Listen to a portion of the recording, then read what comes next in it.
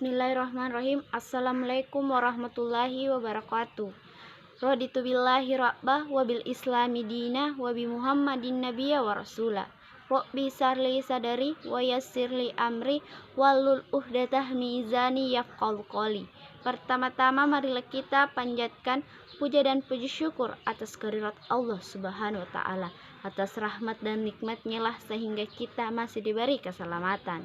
Dan tak lupa pula kita kirimkan salawat serta salam atas junjungan Nabi besar Nabi Muhammad SAW, Nabi yang membawa obor keselamatan dunia dan akhirat.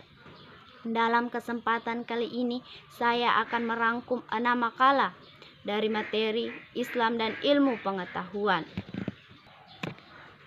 Perkenalkan, nama saya Gusriani dari kelas Institut E, Prodi Teknologi Pendidikan, Fakultas Keguruan dan Ilmu Pendidikan, Universitas Muhammadiyah Sidendren Rappang. Materi yang pertama yaitu karya monumental umat Islam dalam ipteks. Zaman kejayaan Islam di bidang ipteks, kaum muslim pernah memiliki kejayaan di masa lalu, masa di mana Islam menjadi pusat sebuah peradaban modern. Peradaban dibangun untuk kesejahteraan umat di muka bumi. Andalusia yang menjadi pusat ilmu pengetahuan di masa kejayaan Islam telah melahirkan ribuan ilmuwan dan menginspirasi para ilmuwan barat untuk belajar dari kemajuan iptek yang dibangun oleh kaum muslim. Adapun beberapa faktor yang mendorong kemajuan sains di dunia Islam. Yang pertama, kesungguhan dalam mengajarkan ajaran Islam. Yang kedua, motivasi agama. Yang ketiga, faktor sosial politik. Yang keempat, faktor ekonomi. Dan yang kelima adalah faktor dukungan dan perlindungan penguasa pada saat itu. Materi yang kedua yaitu hakikat ipteks dalam pandangan Islam, konsep ipteks dan peradaban Muslim. Islam merupakan agama yang sangat menjunjung tinggi ilmu pengetahuan. Banyak disebutkan dalam Al-Quran ayat-ayat yang menganjurkan manusia untuk senantiasa mencari ilmu. Yang terpenting adalah ilmu itu tujuannya tidak boleh keluar dari nilai-nilai yang sudah pasti nilai-nilai tersebut membawa kepada kemaslahatan manusia. Hubungan antara ilmu dengan agama dan ilmu dengan budaya. Hubungan agama dan ilmu yang nyata terpisah satu sama lain, namun antara keduanya terdapat hubungan yang kuat. Walaupun agama yang menetapkan tujuan, namun agama tetap belajar dari ilmu dalam arti seluas-luasnya. Materi yang ketiga yaitu kewajiban menuntut ilmu, mengembangkan dan mengamalkannya. Pengertian ilmu. Dalam bahasa Arab, kata ilmu itu sendiri memiliki arti mengetahui. Bahkan Allah Subhanahu wa taala menurunkan ayat Al-Qur'an yang pertama dengan diawali sebagai usaha menuntut ilmu, sangat penting bagi umat Islam. Perintah menuntut ilmu. Sesungguhnya Islam adalah syarat keselamatan di sisi Allah. Islam tidak tegak dan tidak akan ada kecuali dengan ilmu. Tidak ada cara dan jalan untuk mengenal Allah dan sampai kepadanya kecuali dengan ilmu.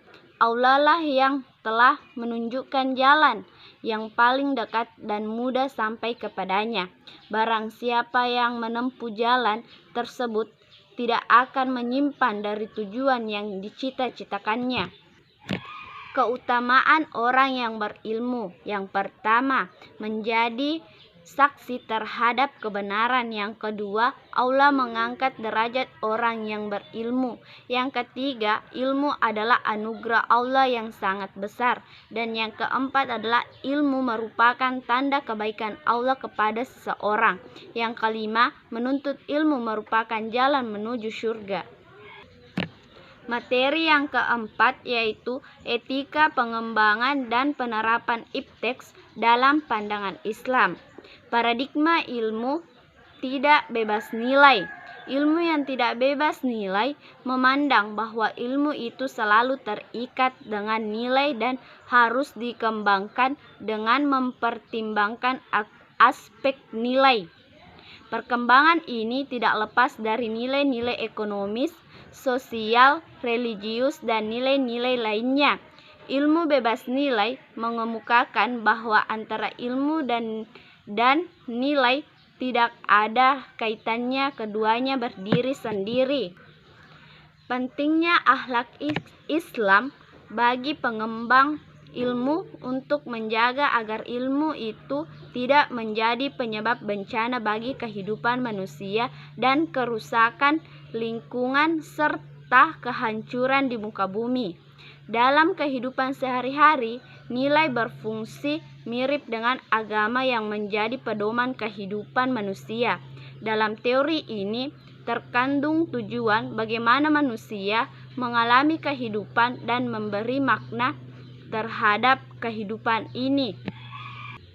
Materi yang kelima adalah integrasi Islam dan ilmu pengetahuan. Allah Subhanahu wa Ta'ala menurunkan ayat-ayat Al-Qur'annya melalui dua jalur, yaitu formal atau ayat qauliyah dan jalur non-formal yaitu ayat kauniyah. Ayat qauliyah adalah kalam Allah atau Al-Quran yang diturunkan secara formal kepada Nabi Muhammad SAW. Sedangkan ayat kauniyah adalah pedoman alam, jalurnya tidak formal dan manusia yang mengeksplorasi sendiri.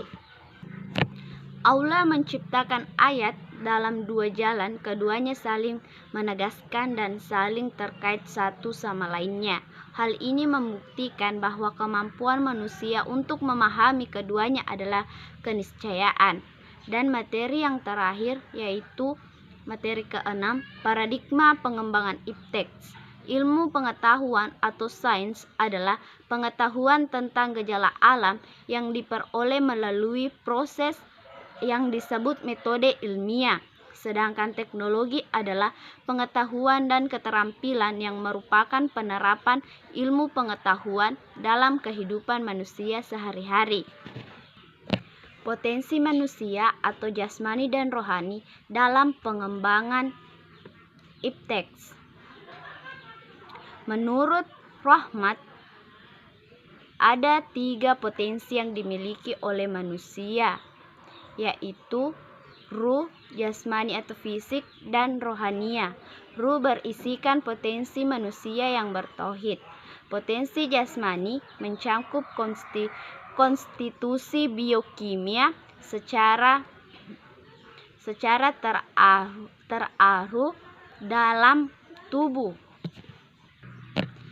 Sedangkan potensi rohani berupa konstitusi non-materi yang terintegrasi dalam jiwa, termasuk ke dalam naluri penginderaan.